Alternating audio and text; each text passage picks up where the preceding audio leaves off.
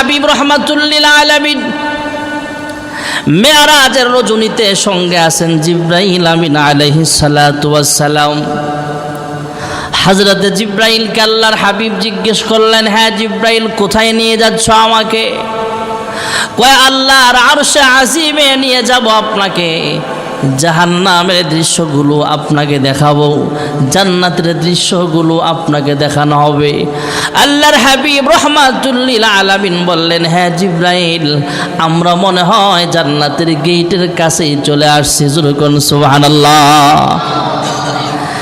জিবরাইল বললেন, ইয়া রাসূলুল্লাহ, ইয়া হাবিবাল্লাহ, এখনো অনেক দূরে জান্নাত। কয় না, আমি তো জান্নাতি খুশবুর ঘ্রাণ পাইতেছি। কয় না। জিবরাইল বলে, ইয়া রাসূলুল্লাহ, ইয়া হাবিবাল্লাহ, এটা জান্নাতি মেশক আম্বরের ঘ্রাণ নয়, এটা হলো ফেরাউনের একজন পালক মেয়ে ছিল। ওই পালক মেয়ের খেদমত করত খাদেমা মারসার কবর থেকে জান্নাতি মেশক আম্বরের ঘ্রাণ আসতেছে। আর জোরে কোন।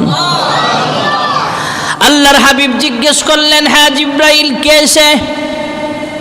কয় ফেরাউনের একটা পালক মেয়ে ছিল।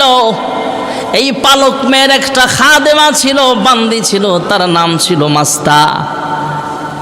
বান্দিটা তার পালক মেয়ের চুলগুলো আশ্রয় দেয়, গোসল করায় দেয়, শরীরে তেল দিয়ে দেয়, মাথার চুলগুলো তেল দিয়ে চিরুনি দিয়ে আশ্রয় ঠিক করে দেয়, সোজা করিয়া দেয়।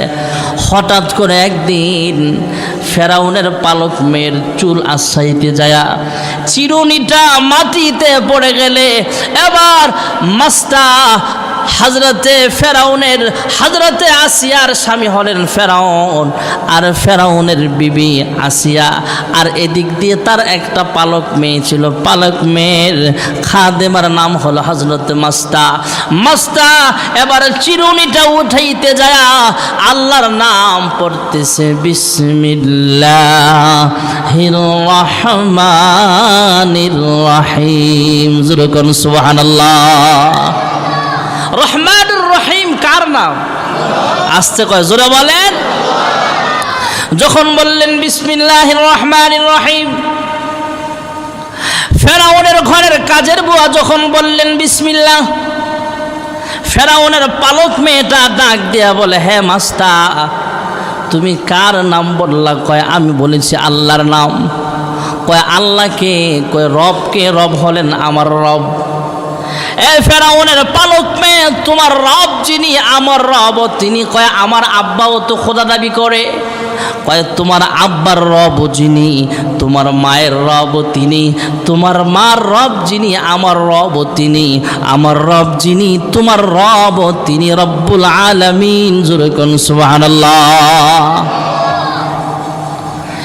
মেয়েটা দৌড়ায় বাবা ফেরাউনের কাছে যায়, বলে, হ্যাঁ আব্বা, তুমি খোদা দাবি করো, কিন্তু তোমার ঘরের কাজের বুয়া তোমার নাম না জবে অন্য একজন রবের আলোচনা করে, রবের নাম নিয়ে চিরুনি উঠাইলো। সে বলছে বিসমিল্লাহির রহমানির রহিম। জোরে কোন সুবহানাল্লাহ। ফেরাউনের গোসা বেড়ে গেল। ডেকে আনা হলো, হ্যাঁ মাস্তা, তুমি কোন খোদার কোন রবের ইবাদত করো, কোন রবের কথা বলো? কয় আমি এমন একজন রবের কথা বলতেছি যে রব আসমান সৃষ্টি করেছেন, জমিন সৃষ্টি করেছেন। হ্যাঁ ফেরাউন, তোমার মতো ক্ষমতাধর বাদশা যে আল্লাহ বানিয়েছেন, আমাকেও যে রব বানিয়েছেন সেই রবের কথা বলতেছি। আমাদের উচিত হবে সে রবের গোলামি করা। জোরে কোন সুবহানাল্লাহ। ফেরাউন আমাদের দেশে তরমুজ ব্যাপারী আছে না নাই? জোরে বলেন। আরে তরমুজ নিয়ে মারামারি। ফেরাউন বাবার অবাধ্য সন্তান ছিল, তার ব্যাকগ্রাউন্ড হলো এমন, তার শুরুর জিন্দেগিটা ছিল এমন, সে বাবার অবাধ্য সন্তান ছিল। আর তার একটা ক্লোজ ফ্রেন্ড ছিল হামান। এই হামান বাবার কথা শুনতো কিন্তু উল্টাপাল্টা। বাবা যদি কইতো পশ্চিম দিকে যায়, যাইতো পূর্ব দিকে। আর ফেরাউন বাবার কথা শুনতোই না, অবাধ্য সন্তান। দুজন মিলে একদিন যুক্তি করে, হামান চল আমরা বের হইয়া অন্য কোথাও চলে যাই। কয় কোথায় যাবি? কয় তুইও বাবার কথা ঠিক মতো পালন করস না, আর আমি তো বাবার অবাধ্য সন্তান, বাবার কথা মানি না, অতএব বাড়িতে আর জ্বালায় লাভ নাই, চল আমরা একদিকে চলে যাই। হামান আর ফেরাউন মিলে বাড়ি থেকে বের হয়েছে। এক দেশে গেল, যেই দেশের মানুষ শুধু তরমুজ ব্যাপারী, তরমুজের চাষ করে। ওই দেশে যায়া তরমুজের চাষ যারা করে এদেরকে বলে, আমরা আমাদের সাথে যে খানাপিনা ছিল, খানাপিনাও শেষ, আমাদেরকে কাজ দাও। তোমাদের তরমুজগুলো মাথায় করে বাজারে নিয়ে গেলে যেই কামলা নিয়ে যায় তাকে বেতন দাও না? কয় হ্যাঁ।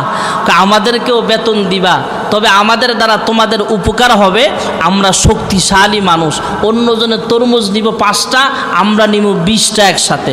শক্তি কম না বেশি? ফেরাউনের লাশটা কি আমাকে মতো ছোট ছিল না অনেক বড়? এখনো তো আছে লাশ। ফেরাউন বলে অন্যজনে যদি 2টা লয় আমি নেবো 20টা, আমার কাজ দাও। তো কাজ দিছে, নিতে নিতে নিতে নিতে একদিন হামানরা কয়, কিরে আর কতদিন কামলাগিরি করবি, চল আমরা ব্যবসা করি, বিজনেস করি। কয় কি ব্যবসা করবি? কয় কম দামে গৃহস্থের থেকে নিব তরমুজ, নিয়ে আসে এরা বাজারে বিক্রি করবো। কয় কেমনে বিক্রি করবি? কয় নিব আমরা, মনে কর যে ছোট বড় মিলায়া এক দরে নিয়ে যাবো, 15 টাকা 20 টাকা করে, বাজারে নিয়ে 60 টাকা কেজি বিক্রি করবো। বর্তমান জমানায়ও কিছু অসাধু ব্যবসায়ী বাজার থেকে মাপে কিনা নেয়, 100 তরমুজ 200 তরমুজ একসাথে কিনা নিয়া বাজারে নিয়া 160 টাকা কেজি, 150 টাকা কেজি, 120 টাকা কেজি তরমুজ বেচুন না। আমাদের সমাজেও আছে না নাই? এটা হলো ফেরাউনের কাজ ছিল। তবে ধন্যবাদ জানাই, মাঝে মাঝে আমাদের কিছু প্রশাসনিক ভাই বোনেরা একটু তদারকি করে বিভিন্ন দোকানে হামলা দিছে এবছর দেখলাম। এরপরে আরেকটা দোকানে দেখলাম, সম্ভবত সায়েন্স ল্যাবে ঢাকাতে। তো দোকানে ঢুইকা দেখে একটা কাপড়ের লেট লেখা 50% ছাড়। কয় পার্সেন্ট ছাড়? 50% ছাড় লেখা, 2990 টাকা। তার মানে আমরা কাস্টমার যারা, এরা তো মনে করতেছি কাপড়ের দাম ছিল 6000 টাকা, 20 টাকা কম, আর এখন কাপড়ের দাম বানাইছে 2990 টাকা, মানে 10 টাকা কম, 3000 টাকা। তাহলে 50% ছাড় মানে তো এটা মনে করে আমরা কিনতে যাই। তো প্রশাসনিক ভাই বোনেরা সেখানে যায়, কয় স্টিকারটা উঠান। তো স্টিকার উঠায় দেয়, সেখানে লেখা 1750 টাকা। আমরা কত বড় ধোঁকাবাজ দেখেন! 50% ছাড়ের নামে 1750 টাকার কাপড়টা বিক্রি করতেছে 2990 টাকা, তার মানে ডাবল। পরে আরেকটা স্টিকার আছে, এটাও উঠাও, এটা উঠায় দেখে লেখা 1450 টাকা। স্টিকার কয়টা মারছে? অতএব যেই সমস্ত দোকানে লেখা 50% ছাড় ঈদ উপলক্ষে, 20% ছাড়, এগুলো একটু খেয়াল করবেন শিক্ষিত মানুষেরা, এরা ছাড়ের নামে আমাদের থেকে ডাবল পয়সা নিচ্ছে। এমন আছে না নাই? ফেরাউনের কাজও ছিল তরমুজ ব্যবসা করা। তরমুজ ব্যবসা করতে করতে আর ভাল লাগে না, হঠাৎ করে একটা চাকরির অফার আসছে। হামানরে ডাক দিয়ে কয়, হামান একটা কাজ কর, চাকরিটা তুই ল। কয় কি কাজ? কবরস্থানে রাত্রেবেলায় পাহারা দিতে হবে। আমার দ্বারা সম্ভব না, আমি দিনের বেলায় কবরস্থানে যাইতে ভয় পাই। ফেরাউন ডাক দিয়ে কয়, আমি রেডি আছি, আমার দ্বারা এটা সম্ভব। ফেরাউন কবরস্থানের পাহারা দিতে দিতে দিতে দিতে শক্তিশালী মানুষ, পাহারা দেয়, সাহসী মানুষ। হঠাৎ করে ওই এলাকার চেয়ারম্যান মরে গেছে। কে মরছে? চেয়ারম্যান বানাইব কারে? এলাকার মানুষ কয়, কিরে এই যে কবরস্থান পাহারা দেয় লোকটা, সে সবচেয়ে সাহসী মানুষ, সবচেয়ে শক্তিশালী মানুষ, এরই চেয়ারম্যান বানা। সিলেকশনে সেই ফেরাউন এলাকার চেয়ারম্যান হওয়ার পরের দিন এলাকার এমপি সাহেব মারা গেছে। কয় কিরে এমপি কারা বানাবো? কয় এই লোকটারই তো সবচেয়ে লম্বা দেখা যায়, সবচেয়ে শক্তিশালী দেখা যায়, এরই এমপি বানা। পরের দিন আবার মারা গেছে এলাকার মন্ত্রী সাহেব, কয় এরই মন্ত্রী বানায়লা। হঠাৎ করে এরপরে আরেক ঘটনা ঘটলো, রাষ্ট্রপ্রধানই দুনিয়া থেকে বিদায় হয়ে গেছে। সব এমপি মন্ত্রীরা মিলে, পার্লামেন্ট সদস্যরা মিলে কয় দেখতো আমরা সংসদের ভিতরে একটা ভোট হয়ে যাক, কারে রাষ্ট্রপ্রধান বানান যায়। সবাই কয় কিরে ফেরাউনেরই তো সবচেয়ে লম্বা দেখা যায়। এই তো সবচাইতে শক্তিশালী সাহসী মানুষ। যেই লোকটা তরমুজ ব্যাপারী থেকে আজকে এমপি পার্লামেন্ট সদস্য হইতে পারে, মন্ত্রী হতে পারে, এই তো যোগ্য, এরই রাষ্ট্রপ্রধান বানা। রাষ্ট্রপ্রধান যখন হইছে 1 বছর আর 2 বছর না, 400 বছর। কয় বছর? হঠাৎ করে একদিন ইবলিস শয়তান আইছে একটা বৃদ্ধ মানুষের শরৎ দইরা। কয় ফেরাউন, কয় কি হয়েছে? কয় তুমি যে আল্লাহ হয়ে গেছো, তোমার খবর আছে? তুমি যে খোদা হইছ, খবর আছে তোমার? কয় কেমনে বুঝলা? বুঝলাম না তো। কয় খোদা যিনি হবে, ওনার 1 নম্বরের গুণ হবে ওনার ক্ষমতা কেউ নিতে পারবে না। এই যে 400 বছর ধরে ক্ষমতা চালাও, তোমার ক্ষমতা কেউ নিতে পারছে? কয় না। কয় তুমি যে খোদা হইয়া বয়ে রয়েছ, তোমারই খবর নাই। কয় যে খোদা হবে তার আরেকটা আলামত হলো তার কোনো অসুখ বিসুখ হবে না। আসলে আল্লাহ তাকে এমন বরকত দিয়েছিল, ফেরাউনের এই 400 বছর যে ক্ষমতায় ছিল, কোনোদিন পাতলা পায়খানা হয় না, একটা সর্দি কাশিও হয় নাই। সুবহানাল্লাহ কন্যা। আল্লাহ কেমন বরকত দিছে তারে, কিন্তু নিমক হারাম, শয়তানের ধোকায় পড়া কয় আনা রব্বুকুমুল আলা, আমি হইলাম বড় খোদা। নাউজুবিল্লাহ। যখন মুসা আলাইহিস সালাম দাওয়াত দিতে গেছে, এলাকার মানুষ কয় মুসা আলাইহিস সালাম কোন খোদার দাওয়াত দেয়, আর তুমি ফেরাউন আবার খোদা হইলে কই থেকে? কয় মুসার খোদা হইল বাকি, আর আমি ফেরাউন না খোদা হইলাম নগদ। নাউজুবিল্লাহ কন। একদিন শয়তান আইসা কয় আল্লাহর তো নবী আছে মুসা, ফেরাউন তুমি যে খোদা হইলা, তোমার নবী কেডায়? আমার নবী হমু কই? কারে বানাইলে খুশি হইবা তুমি? আমারে দেহ তো পছন্দ হয়নি। কেডায় কয়? আর আসতে কন না, জোরে কন। শয়তানে কি কয়? আমারে পছন্দ হয়নি দেহ। কয় ঠিক আছে, তোমারে পছন্দ হয়েছে, তুমি আমারে পরামর্শ দাও বিভিন্নভাবে, তোমারে নবী বানাইলাম। পরের দিন এলাকার প্রজারা আইসা কয় আপনি তো খোদা হয়েছেন ঠিক আছে, বৃষ্টি তো হয় না, অনাবৃষ্টির কারণে ফসল নষ্ট হয়ে যাচ্ছে, বৃষ্টি দেন। ফেরাউন মনে মনে কয় আমি খোদা ঠিক আছে, কিন্তু বৃষ্টি দেনেওয়ালা আমি না, বৃষ্টি দেওয়ার মালিক। জোরে বলেন কে? ফেরাউন খোদা, নবী বানাইছে কারে? শয়তানরা ডাক দেয়া কয় কি করা যায়? কয় আপনি চিন্তা করেন না, আপনি আরামে ঘুমান, আজকে রাত্রে বৃষ্টি হবে। শয়তানের হাজার হাজার লক্ষ লক্ষ যত চেলাপাল্লা আছে সবাইরে কয় আজকে নদী থেকে ইচ্ছা মতো পানি খাবি, পানি খায়া রাতের বেলা বৃষ্টি দিবি। কয় কেমনে বৃষ্টি দিব? কয় আসমানে ঘুরবা, উপরে ঘুইরা ঘুইরা ঘুইরা ঘুইরা ফেরাউনের রাজত্বের এরিয়ার উপরে সবাই একসাথে পেশাব করবি।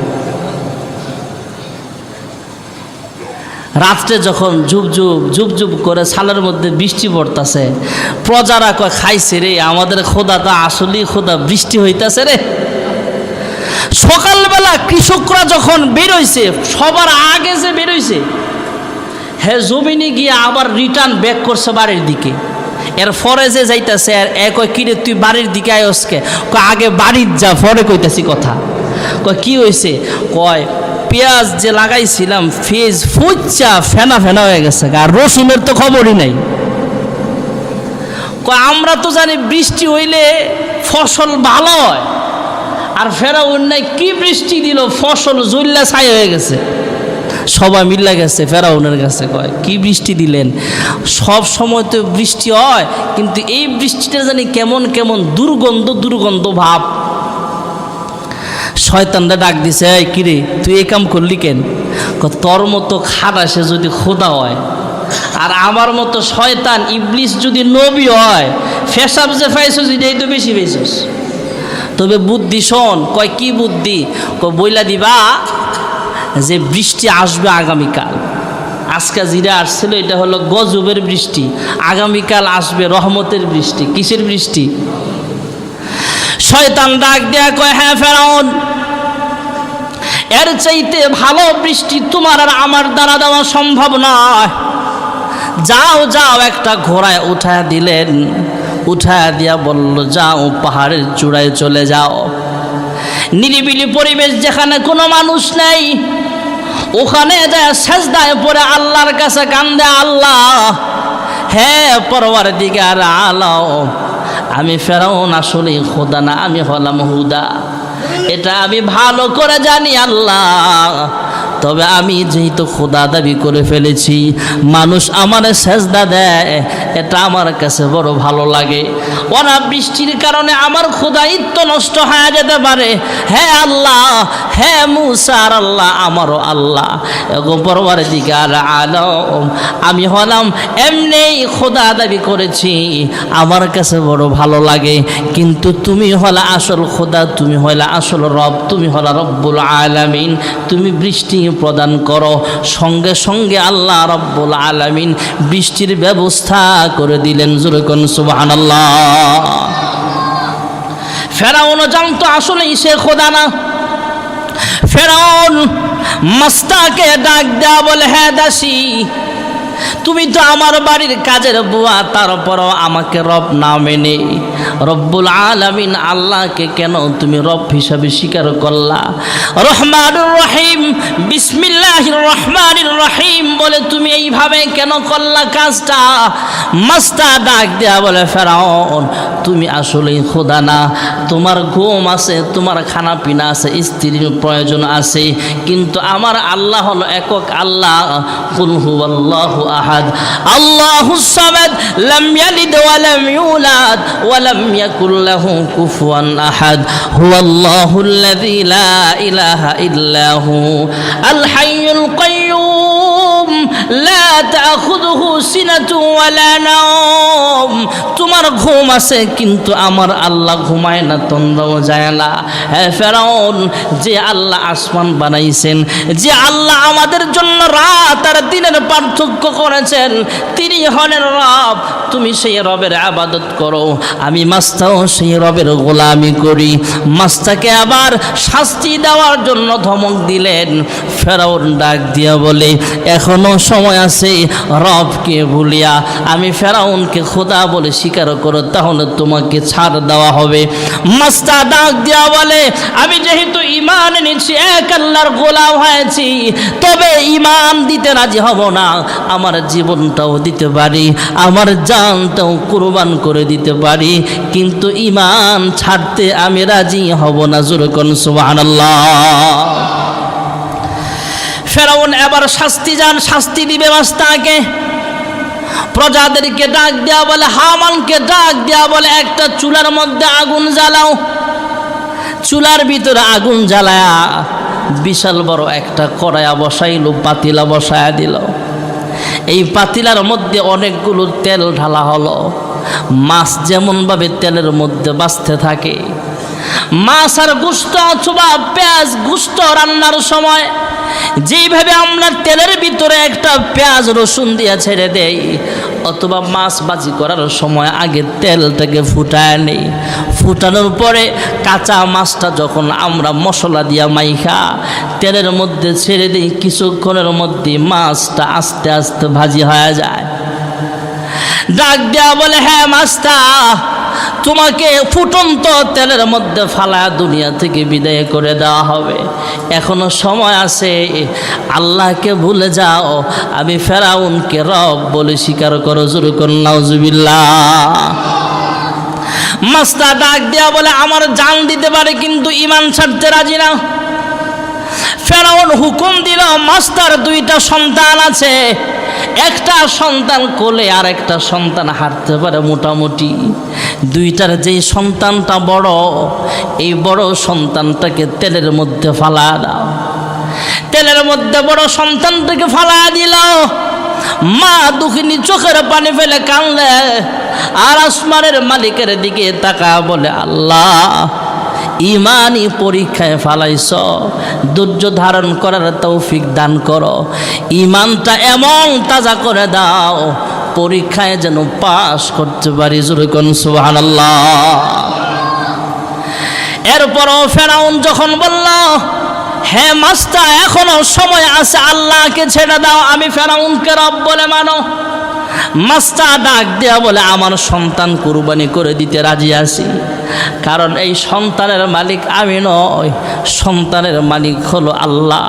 আমার সন্তানটা আল্লাহর নামে আমি কুরবানি করে দিলাম। জোরে কোন সুবহানাল্লাহ। ফেরাউন ডাক দেয়া বলে, কোলের শিশুটাকে তেলের মধ্যে ফালাও। ছোট্ট দুধের বাচ্চা কোলের শিশুটাকেও ফালা দিল। কোলের শিশুটাকে কোল থেকে টান মেরে যখন নিক্ষেপ করা হলো, মা দুঃখিনীর মনটা একটু চোট লেগে গেল, চোখের পানি ফেলে কান্দে। এদিক দিয়ে দুইটা সন্তান উত্তপ্ত তেলের মধ্যে জ্বলতেছে। ওই মাছটা মন একটু ঘাবড়ায় গেলে তেলের ভিতর থেকে আওয়াজ আসে, হ্যাঁ মা, এখনো সময় আছে, তুমি ফেরাউনের কথা মানিও না। তুমি মনে করতেছো আমরা বুঝি তেলের মধ্যে জ্বলতেছি। না না, তেলের মধ্যে ফালাইতে দেরি হবে, আমরা সঙ্গে সঙ্গে আল্লাহর জান্নাতে চলে আসছি। জোরে কোন সুবহানাল্লাহ। হ্যাঁ মা, তুমি ভয় পেও না, এবার সেই মাছটাকেও আগুনের মধ্যে জ্বালানো হবে। ফেরাউন ডাক দিয়া বলে, এখনো সময় আছে, তোমার দুইটা সন্তান উত্তপ্ত তেলের মধ্যে ফালায়া হত্যা করা হলো। আমাকে খোদা মানো, তাহলে তোমাকে ছেড়ে দেওয়া হবে। এবার মাছটা ডাক দিয়া বলে, আমার জানটাও নিতে পারো, অসুবিধা নাই, কিন্তু আমি ঈমান ছাড়তে রাজি হব না। সেই মাছটাকেও আগুনে ফালায়া দেওয়া হলো। আগুনে ফালাইবার পরে হাড্ডিগুলো যে ছিল, গোশত মাংস জড়ার পরে কয়েকটা হাড্ডি যেগুলো ছিল, এইগুলো যেখানে কবর দেওয়া হয়েছিল, অথবা যেখানে তাকে দাফন করা হয়েছিল, অথবা ফালানো হয়েছিল, ওখান থেকে আল্লাহর হাবিব জিব্রাইল আমিনকে বললেন, হ্যাঁ জিব্রাইল, এই গ্রাম কোত্থেকে আসতেছে? জিব্রাইল ডাক দেওয়া বলে, ইয়া রাসূলুল্লাহ, ইয়া হাবিবাল্লাহ, হাজার হাজার বছর আগে ফেরাউনের বান্দি ছিল, ফেরাউনের দাসী ছিল, কাজের বুয়া ছিল মাছটা, তাকে উত্তপ্ত তেলের মধ্যে দুই সন্তান সহ জ্বালায় ফেলা হয়েছিল। ওই হাড্ডিগুলো যেখানে রাখা হয়েছিল, যেখানে দাফন করা হয়েছিল, তার কবর থেকে জান্নাতের ঘ্রাণ আসতেছে। জোরে কোন সুবহানাল্লাহ। আমাদের ঈমানটাও এমন তাজা হওয়া দরকার। আজকে আমাদের ঈমান কত তাজা, আমাদের ঈমান কত তাজা যে ওপেন রাস্তায় সিগারেট খায়। এমন নাফরমান আছে না নাই? রমজান মাস, মাহে রমজান, সেও জানে যে আমি সিগারেট খাচ্ছি, রাস্তায় অন্যান্য লোক রোজাদারও যাচ্ছে, রোজাদারের নাক দিয়েও ধোঁয়াটা ঢুকতে পারে, সেদিকে তার কোনো খবর নাই। ক্ষমতার দাপট, টাকার বাহাদুরিতে এই কাজ করতেছে। আমাদের ঈমান কত তাজা। মাহে রমজান চলতেছে, এখনো আমাদের হোটেল রেস্তোরাঁগুলা পর্দা দিয়ে চালু রাখছে বেরোজাদারদের খাওয়ার জন্য। তোমার টাকা পয়সার কি এতই